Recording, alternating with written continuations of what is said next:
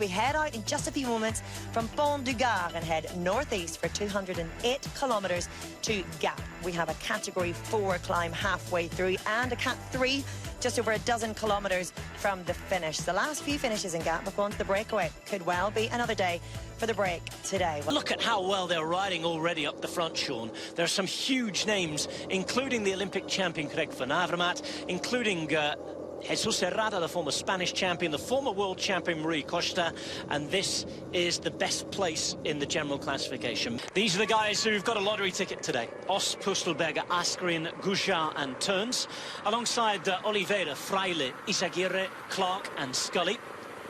Also joining them in this 33-man move at the front of the race are the following riders: Jules Jensen, Trentin, Van Avermaet, Cher, Bistrom. Trentin pushes off again. That was Niels Pollitt trying to bridge over to these guys, and in fact this is still too big for the liking of Trentin, and it's starting to have an impact. And Alexis Goujar has gone. He can't keep up.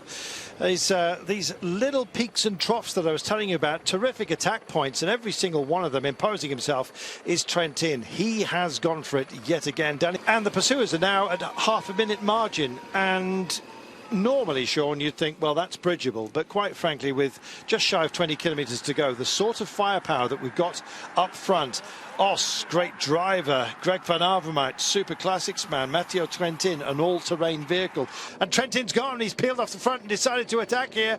Quick check over the shoulder now. Who's going to be tempted to chase him? 14 kilometres to go, and he's just coming into the foothill of this final test, and once he starts climbing, then will there be any catching of him? He's shown that he can get over the hills, often doing it in the company and on behalf of others, but frankly this is a big ask, and not many have the answer. Sean, he's off. Yes. Here he goes, Trentin. Thank you very much. This is my day.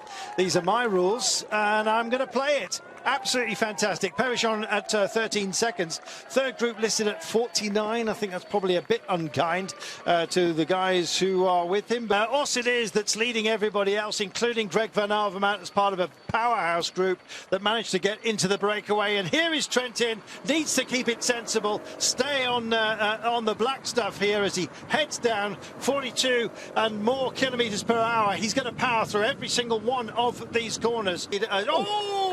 A bit of argy-bargy, and something's gone on here. That was Tony Martin just sticking it to Luke Rowe. What on earth is that argument all about? And here he comes, and he's realising he's got the team screaming in his radio. He rounds with 250 metres to go. Little tiny incline. He may even get himself out of the saddle to sprint it home by way of making a point, I think. And the point is that you could never take Trentin in a break and be comfortable, because quite frankly, he will have you. Thank you so much, he says.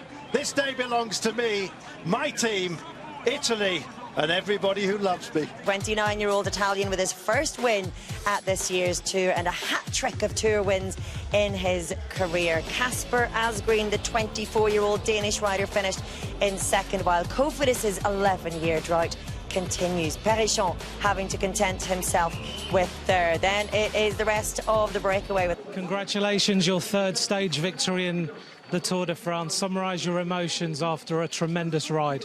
Yeah, it was really an emotional finish, because actually I only win 2 races in my whole career alone. And doing here in the Tour de France with this finish line, with this group in front, it was a super strong group. It's just amazing right away on a climb. That is something that probably nobody will put an euro on the start of the stage, but it's amazing. You said this morning that you wanted to have a victory of your own, because the team's done so well in stage victories, but you said in order to do that you'd have to execute it perfectly. Was that a perfect execution of your plan today? If I win, so probably yes. Yeah, actually with a big group it was always, you know, the case of someone can anticipate or have it go in a small group. That was the case. I was good to watch him pretty much the right move. The strong guy went. Chris Hugh went across, and then when I was there, he just managed behind to stop. But all the team was mainly represented, so even without a good collaboration, we took that good advantage that was enough to get on the climb, and then I could anticipate it.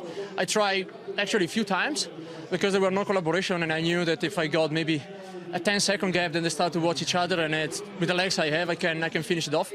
It wasn't too close to the climb. It was probably 1K from the climb, but I took that 10 seconds that it was enough to do the first part on my own, and that's probably for me the most important thing. Just take my pace, don't have to follow on anyone, and then at the end it was just what I gained, I didn't lose, so I'm happy with that.